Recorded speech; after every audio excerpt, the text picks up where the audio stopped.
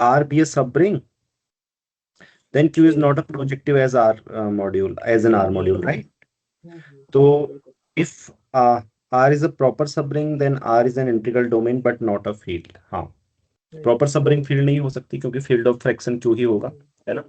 बिल्कुल। सो वो सर ये एक था और एक था जो इससे भी छोटा था एक लाइन का, लेकिन मैंने वो लिखा नहीं था कि मतलब क्यू जो है वो कैरेक्टरिस्टिक जीरो होने वाले फील्ड्स हाँ के हाँ कैटेगरी में इनिशियल ऑब्जेक्ट है, तो वो उसका सब फील्ड वो खुद ही हो सकता है।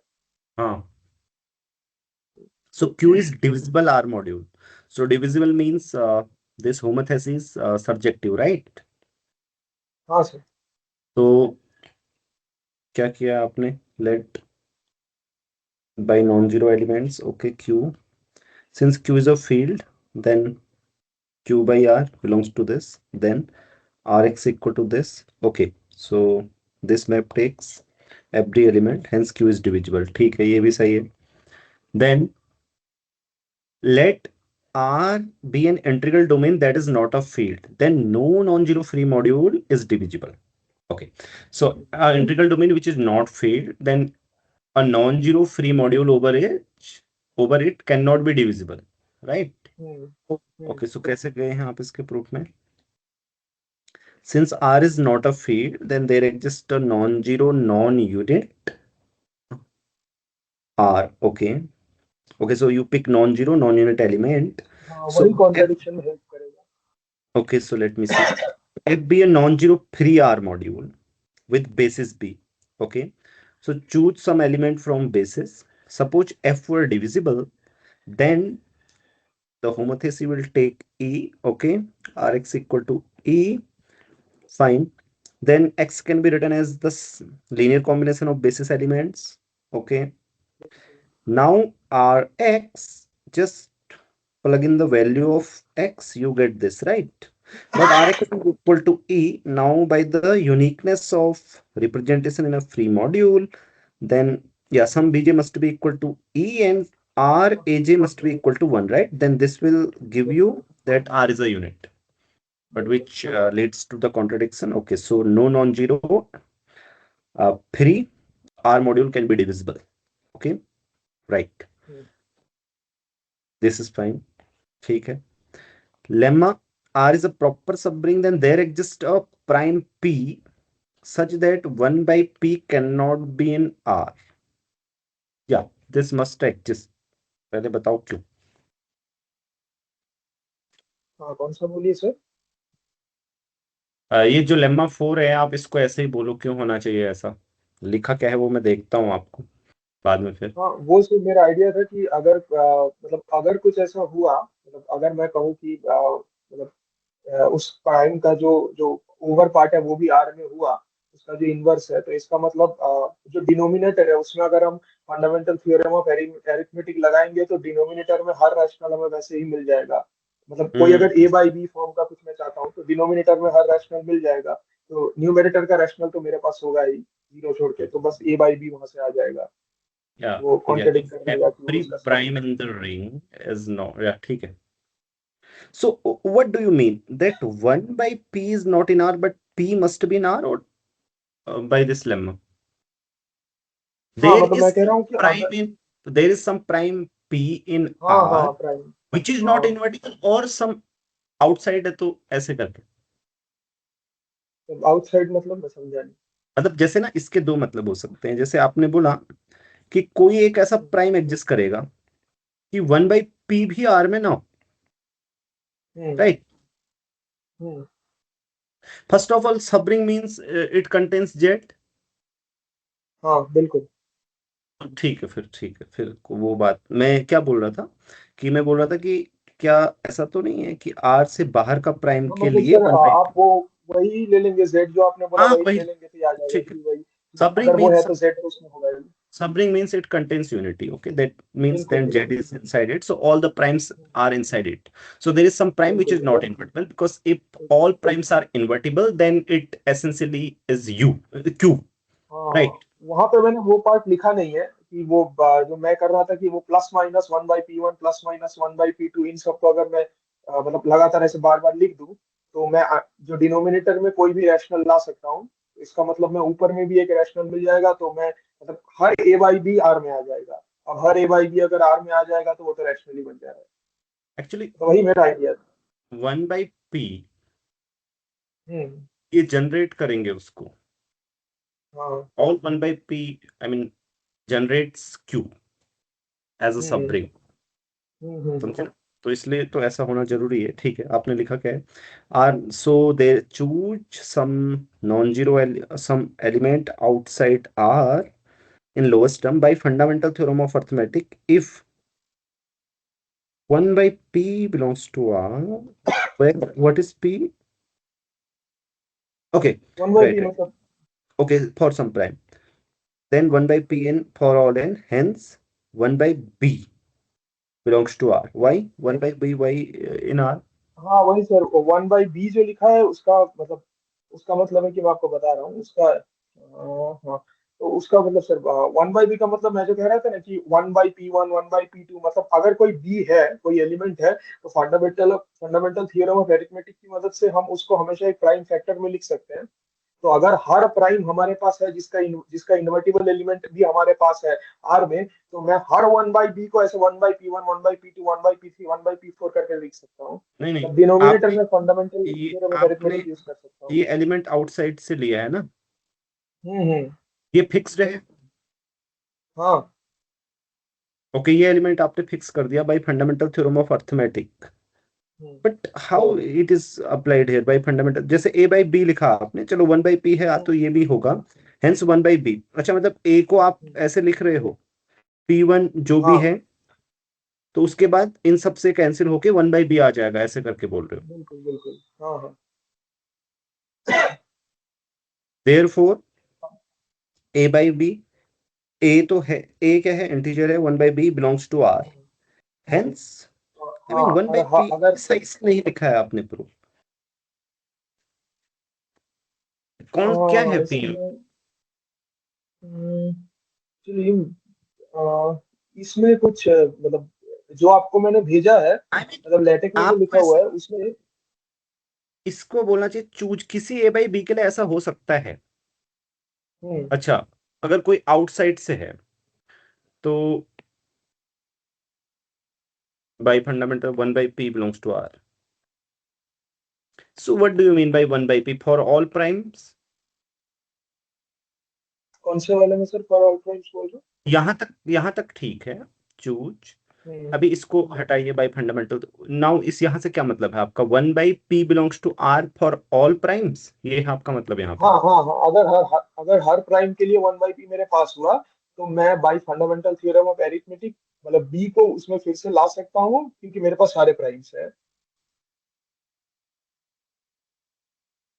फंडामेंटल थ्योरम ऑफ अरिथमेटिक कहाँ पर लगी है वो क्लियर होना चाहिए पहले ग्रुप। फिर if for every prime P V have 1 by P in are, then 1 by p to the power n belongs to R for all n, hence uh, hence p ऐसे, then 1 by a obviously belongs to ऐसे करके लिख सकते हो R, ठीक है? हाँ हाँ because a can be written as product of primes by fundamental theorem of arithmetic, so this happens। हाँ, फिर आगे सही है, ठीक है? हाँ sir. So now no non-zero submodule of a free R module is divisible। अभी अच्छा, ऊपर प्रूव किया कि कोई भी नॉन जीरो फ्री मॉड्यूल क्या होगा? डिविजिबल नहीं होगा, कोई सब मॉड्यूल भी नहीं हो सकता, राइट? हम्म। तो let f be a free R module and n be a non-zero submodule. Pick some non-zero element, then by previous lemma choose a prime p with, okay, which is not invertible in R. Okay, so you wrote x as a sum of basis element, right? Hmm. Okay, with respect to the basis of f, basis of f और basis of n, मतलब यहाँ पे basis of F के लिए लिख रहे हैं आप? हाँ सर, मतलब बेसिस ऑफ एफ हुआ तो ही काम करेगा ना। एन, मतलब एन वो भी तो मैंने। फ्री है। अच्छा, ओ हाँ हाँ, ओके ओके, नहीं नहीं, ठीक है ठीक, मॉड्यूल ठीक है मॉड्यूल, हाँ। ठीक है, समझ गया। Okay, So with respect to basis, and suppose some AK is non-zero, if n were divisible, then for every n greater than equal to 0, there exists a yn such that, okay, ठीक है. So p to the power n into yn, okay. So x, right, yn is in n. So again writing yn as a linear combination of basis final elements. formal sum.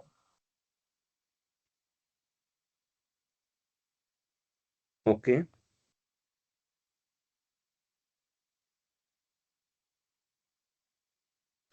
Then x equal to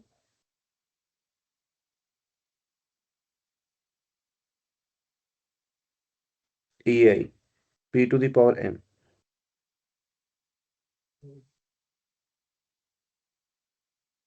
ये कैसे है? फिर उसको replace कर दिया वहां पे, तो yn था बस yn की जगह पे, और फिर pn को अंदर ला दिया, तो yn equal to summation of cin ei. Okay, ये वाला ठीक है. pn, ओके ठीक है. By uniqueness of coordinates,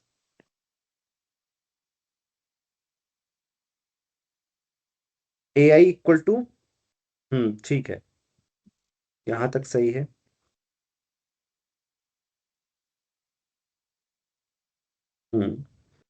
then यहां से आ जाएगा इन particular AK non-zero element is Pn Ckn for all n, right? Since AK is non-zero element and R belongs to Q, this forces 1 by P belongs to R. Why? क्योंकि sir a के वहां बाहर से आ रहा है और मेरे पास 1 by pn दिया हुआ है, देखिए वो a के इंटू 1 by pn है.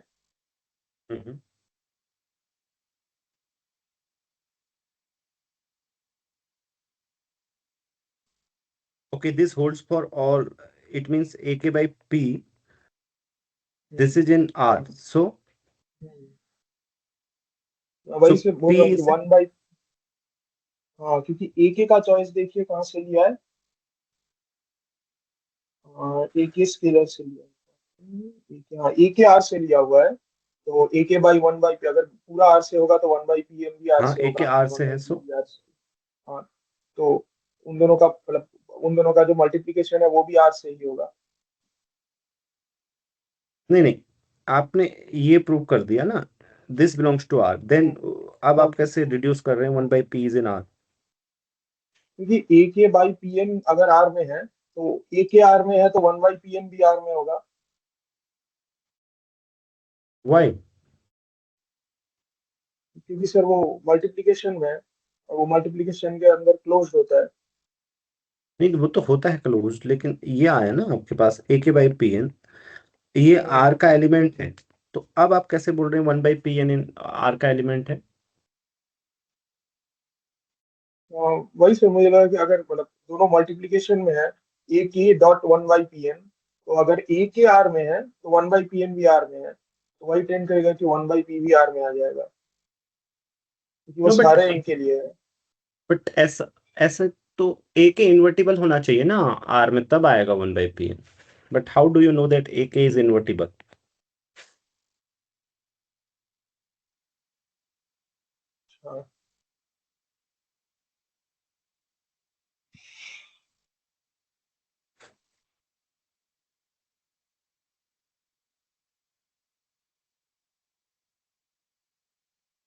पर तुम एक चीज मुझे बताओ, यहाँ पर आपने क्या सोचा है? यहाँ पर इसके बाद आप 1 by P को कैसे लाए? आप वो मुझे बोलो, जो आपने सोचा था वो बोलो. हाँ मैंने सोचा था कि सर AK मतलब AK by PN मतलब AK डॉट 1 by PN, अगर AK R में है तो मैं वहां से बोल रहा था कि 1 by PN भी फिर R में है. सो ये तो आप जैसे प्राइम आइडियल की जैसी प्रॉपर्टी यूज करते हो. अब 1 by PN R में है, वही से मैं बता रहा हूँ कि नहीं, जेहेतु prime for ideal all n है कैसे तो नहीं? 1 by, मल्टीप्लिकेटिवली क्लोज्ड होने का मतलब ये होता है दो एलिमेंट है तो उनका प्रोडक्ट होना चाहिए, ना कि दो एलिमेंट का प्रोडक्ट है तो उनमें से एक है तो दूसरा भी होना चाहिए, ऐसा तो नहीं होता। हम्म, समझ गए? हम्म, तो यहाँ पे ये करेक्ट नहीं है। ओके, हम्म। इसको करके लाना। अच्छा, अगर ये ट्रू है तो वो फिर हाँ, वो जो नीचे में जो अल्टरनेट दिया हुआ है उसमें थोड़ा सा टर्मिनोलॉजी का गलती है। वो लास्ट में क्यू मॉड जेड होगा लेकिन वहाँ पे क्यू लिख दिया है। अच्छा अभी लेकिन वो देखता हूँ। हाँ, वो प्रूफ सही है। Okay, proof of the theorem, चलो ठीक है, फिर तो मैं बाद में देखूंगा इसको, पहले आप ये करके लाना। ओके। ठीक है सर। हाँ, तो अब आगे क्या है? Alternative proof, consider the exact sequence as in Z module, से सारे जेड मॉड्यूल की सीक्वेंस माननी है इनको या आर हम्म, मॉड्यूल की? हाँ मतलब एक्चुअली मैं उसको जो आर दिया हुआ है उसको मैं आर इक्वल टू जेड लिखने वाला था, लेकिन वहां पे आर टाइप हो गया था, वो मैंने बाद में देखा। तो ये इसको जेड तो मानो।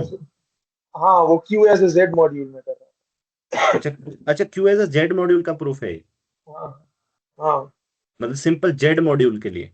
हाँ, हाँ, बिल्कुल जेड मॉड्यूल में सिंपल प्रूफ है। ओके अब बस सो वही पे ये वाला जो प्रूफ है ये वाला है, क्यू मॉड जेड प्रोजेक्टिव नहीं होता है, मतलब वो टॉर्शन की वजह हाँ से। लेकिन वहां पे हाँ, वो मैंने लास्ट में लिखा है कि hence Q is not projective, पर वही मैंने बोला वो गलत है, मतलब क्यू नहीं, वो Q mod Z is not projective. हाँ, ये क्यू मॉड जेड के लिए होगा क्योंकि हाँ, सीक्वेंस क्या कहती है, अगर पी प्रोजेक्टिव मॉड्यूल है हाँ, तो अगर ये सीक्वेंस एग्जेक्टिव तो ये स्प्लिट होनी चाहिए। हाँ, तो पी शुड स्प्लिट बी होने के दिस। वजह से आ गया। हाँ, वही वो क्यू मॉड जेड नहीं होगा, वही मैंने वहाँ मतलब टाइपिंग में गलत हुआ था।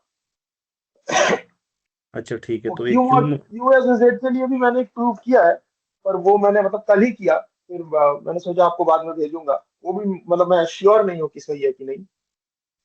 ठीक है चलो आपको तुम भेज भेजूं दो। अभी?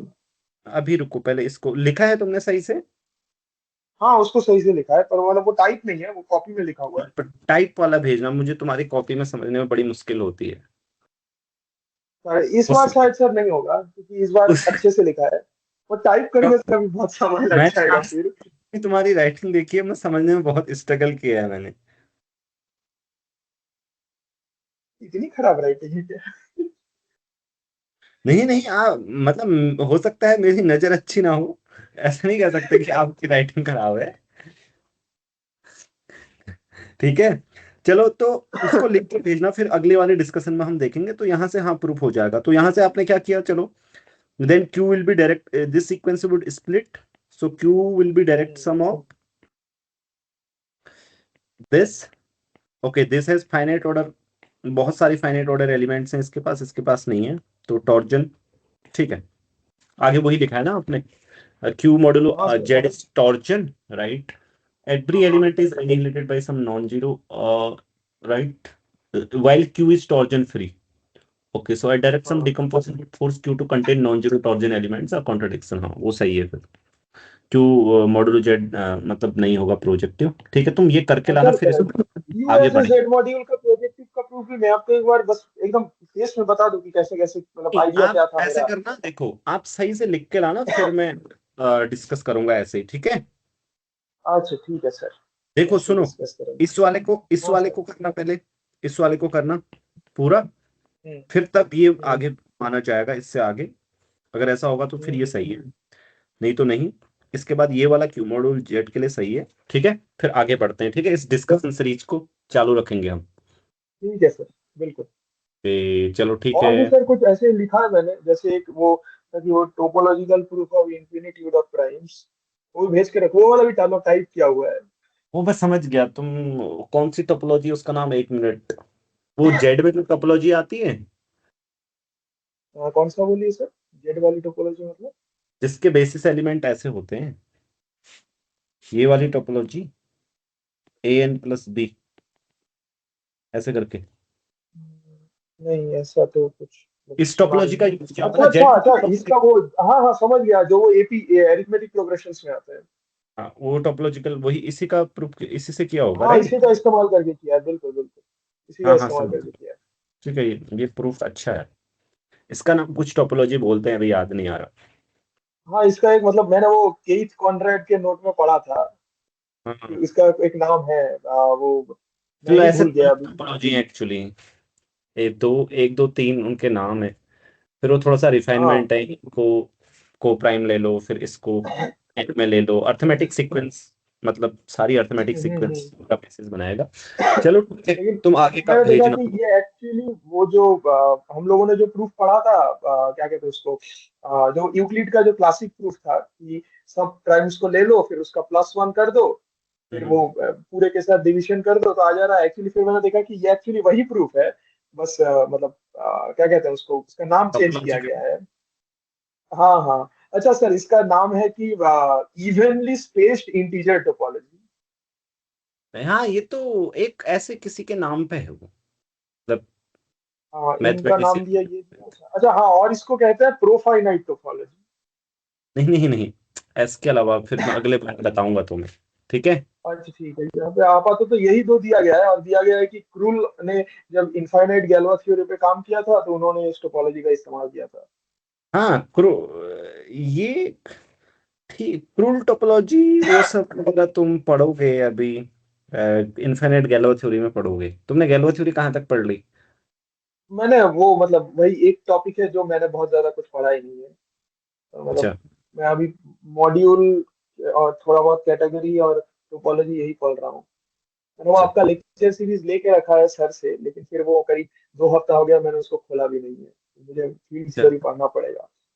ओ, वो उसमें से पूरा क्या करवाया हुआ है एकदम आखिर तक? नहीं मैंने वहां तक करवाया हुआ है, स्प्लिटिंग फील्ड्स तक करवाया है, फिर आगे उसको करूंगा मैं फंक्शनल एनालिसिस के कोर्स के बाद। अच्छा नहीं, उसके आखिर में मैंने देखा 2 लेक्चर्स हैं, गैल्वा थ्योरी लिखा हुआ है उनमें। नहीं नहीं, गैल्वा थ्योरी के लगभग, गैल्वा थ्योरी स्टार्ट तो हो गई है उसमें, but splitting field last lecture है उसका। जैसे हमारे कॉलेज में जो सर करवा रहे हैं वो अभी है कि वो गैल्वा ग्रुप निकालो, सॉल्वेबल ग्रुप्स, फिर वहां से वही मतलब गैल्वा ग्रुप निकालना सिखा रहे हैं अभी। अच्छा, और गैल्वा एक्सटेंशन की कहते हैं वही पर, मतलब वो करवाया हुआ है ना आपके लेक्चर में? गैल्वा ग्रुप नहीं। हाँ नहीं, गैल्वा ग्रुप नहीं। अब मुझे ऐसे याद नहीं आ रहा, स्प्लिटिंग फील्ड लास्ट लेक्चर था, 11 लेक्चर्स हैं। तो उसके बाद का हाँ। फिर हम कंटिन्यू करेंगे, क्योंकि तुम भी हो जाओगे एक पढ़ने वाले, और कुछ और स्टूडेंट्स हो जाएंगे। ठीक है। हम्म। फिर कंटिन्यू करेंगे अभी क्योंकि वो फंक्शनल। ये वाला मुझे, मैं थोड़ा अभी उसी में स्ट्रगल कर रहा हूँ, मतलब स्ट्रगल मतलब वो मैंने पढ़ा नहीं है इसीलिए शायद। तुम वो मुझे ना फील्ड थ्योरी में। क्वेश्चंस क्वेश्चंस हो तो मुझे भेज देना, उससे मैं बोल दूंगा तुम्हें। ठीक है, तुम्हें कहीं पे जैसे रीडिंग वीडिंग में प्रॉब्लम आएगी, ऐसे हम डिस्कस कर लेंगे, मैं तुम्हें डायरेक्ट पढ़ा हाँ दूंगा। सर, एक्चुअली सर मैं पूछ रहा था कि मतलब मतलब फील्ड थ्योरी का कौन सा बुक बहुत अच्छा होगा। मैं जैसे एलजेब्रा के लिए वो पाओलो अलोफी का एलजेब्रा चैप्टर 0 ही फॉलो करने का कोशिश करता हूँ, तो वो बड़ा अच्छा बुक है। लेकिन फील्ड थ्योरी में तो एक पोजीशन में जाके उन्होंने वहां खुद ही लिख दिया है कि मैं बहुत कम जानता हूँ इस चैप्टर के बारे में, तो इसमें ज्यादा नहीं लिखेंगे। कौन सी बुक उस के बुक में बारे में? ऐसा लिखा हुआ है, वो पाओलो अलोफी एलजेब्रा चैप्टर 0। अच्छा, मैं आपको बोलता हूँ, मुझे जो अच्छी लगती है सबसे ज्यादा, वो पैट्रिक मोरंडी की बुक है। वो मैंने अच्छा सही से हाँ, पढ़ी, पैट्रिक वर्ड बाई मोरेंडी। वर्ड पढ़ी थी वो मैंने, तो वो मुझे अच्छी हाँ, लगती है। वो बुक भी अच्छी है, उसमें बहुत कुछ दिया हुआ है। क्योंकि हमारे कॉलेज अलजेब्रा में तो जो ऐसा सर है वो सब्जेक्ट है, अलजेब्रा को कहीं यात्रा में भी जा रहे हो तो न्यूज़पेपर की तरह पढ़ सकते हो ना। हाँ तो हाँ बिल्कुल। अक्सर ऐसे पढ़ता था, मतलब फ्लाइट व्लाइट्स में जाता था तो मैं पैट्रिक मोरंडी की मैं बुक पढ़ता था। मैंने जो वो क्यू मतलब Q as a Z module नहीं होगा, मैं सोच हाँ रहा था कि उसको कैसे मतलब प्रोजेक्टिव नहीं होगा प्रूव कर सकते हैं, तो मैं मतलब वो जो 4 क्राइटेरिया होते हैं, जो इक्विवेलेंट क्राइटेरिया होते हैं कि एक होम फैक्टर एग्जैक्ट होगा, हाँ एक वो हाँ लिफ्ट करेगा, तीसरा हाँ। अगर कोशेंट हुआ तो डायरेक्ट समेंड बनेगा, और वही से आ जा हाँ, रहा है कि फ्री मॉड्यूल का डायरेक्ट समेंड बनेगा। तो ओके। मैं चारों से चौथा कोशिश कर रहा था कि ऑब्जेक्ट कौन सी वाला। सीक्वेंस स्प्लिट होगी, राइट। हाँ हाँ बिल्कुल। तो मैं वही हम्म चारों से कोशिश कर रहा था कि कौन सा वाला सबसे इजी होगा, तो फिर मैंने हम्म। देखा कि सबसे इजी प्रूफ वो बन रहा है कि अगर मैंने उसको एज्यूम कर लिया कि एज ए जेड मॉड्यूल वो किसी फ्री मॉड्यूल का डायरेक्ट समेंड है, तो हाँ मतलब हाँ जो फ्री मॉड्यूल मेरे पास है वो भी एक फ्री जेड मॉड्यूल होगा। तो फ्री हाँ जेड हाँ। मॉड्यूल मतलब फ्री एबेलियन ग्रुप। तो हम्म, फ्री एबेलियन ग्रुप मतलब उसका सब ग्रुप भी फ्री होना पड़ेगा। तो हाँ। Q as a abelian group उसमें एम्बेड नहीं कर पाएगा, क्योंकि क्यू डिविजिबल है। ओके। तो ये एक अच्छा प्रूफ हुआ। लेकिन इसके लिए फिर मुझे वो थ्योरम प्रूफ करना पड़ेगा, उसका नाम क्या है, नील्सन स्केलर थ्योरम, जो वो फ्री सब क्या कहते हैं, सब फ्री ग्रुप का सब ग्रुप फ्री होता है, उसका जो प्रूफ है। ये एक्चुअली फ्री, वो जैसे मॉड्यूल्स ओवर पीआईडी में ट्रू है। हाँ, मॉड्यूल्स ओवर पीआईडी मैं उस मतलब वहां तक हमारे कॉलेज में अब तक गए नहीं है, बस हम्म। बेसिक वाला पढ़ा है। तो मैं सोच रहा था कि उसी बेसिक से कैसे कर सकते हैं। तो एक मैंने आपको ये बताया, ये एक मेथड है। और एक मैं सोच रहा था कि मतलब जो वन एलिमेंट है, वन मतलब क्यू से जो अगर वो स्प्लिट करेगा तो अगर जो एम है वहां से क्यू में मतलब फ्री मॉड्यूल अच्छा, से क्यू में एक तुम सब एक ऑप्शन काम जाएगा। करना, ये सब जो भी है तुमने अपने सारे लिख के भेजना मुझे, ऐसे जैसे तुमने ये भेजा था, ठीक है? फिर मैं उसको ठीक है देखूंगा सर। सही से। आपको एक बार आप क्या कहते हैं जल्दी से देख पाएंगे इस बार मेरा हैंड राइटिंग समझ पा रहे हैं कि नहीं। मैंने आपको भेजा है एक पेज, मुझे लगता है अच्छे कि से खोलो मुझे सर। हैंडराइटिंग समझने में बहुत समय लगेगा। इससे पहले कई बार तुम्हारे साथ ऐसे हो चुका है, तो इसलिए तुम लिख के बढ़िया हाँ, करके भेजना, टाइप करके। मैं देख लूंगा जब भी मुझे समय होगा। ओके। नहीं एक्चुअली सर ये जो टॉपिक है ना, मतलब मैंने आपको जो भेजा इसके ऊपर मेरा एक देखो वेडनेसडे को एक प्रेजेंटेशन है। वेडनेसडे को क्या? तो मैंने वेडनेसडे को एक प्रेजेंटेशन है कॉलेज में। ओके, तो ठीक है, तो मुझे लिख के भेजना, मैं देखूंगा, मैं किसी भी समय पढ़ लूंगा ठीक है उसे। सर, फिर ठीक है, अभी मैंने रिकॉर्डिंग आपको स्टॉप। भेजा है, आपने आपने शायद देख लिया है। हाँ देख लिया, लेकिन फिर वही राइटिंग की बात आ रही है। अरे अच्छा अच्छा अच्छा, इसमें भी राइटिंग नहीं समझ में आ रही, फिर तो फिर तो टाइप करना नहीं, पड़ेगा। समझ तो आ जाएगी, ऐसा नहीं है, लेकिन थोड़ा वो करना पड़ता है कि यहाँ पे क्या होगा, टाइम लग जाता है मतलब। हम्म, हम्म, हम्म। मतलब हम्म। ये मेरा एकदम बेस्ट हैंड राइटिंग है। अच्छा। इससे अच्छा चलो करने का ठीक है, फिर तो और गणित।